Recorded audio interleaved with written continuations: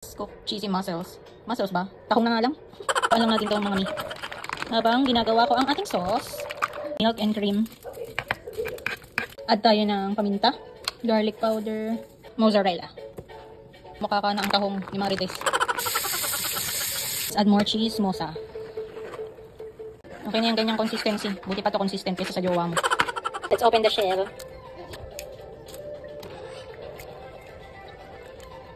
Charan! Ay, parang may kilala akong ganito. Char!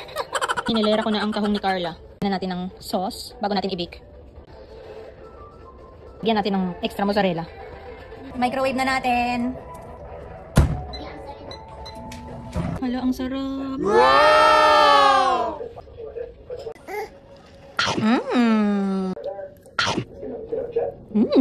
Yummy. Di pwedeng ganda lang, dapat marunong rin magluto, ha?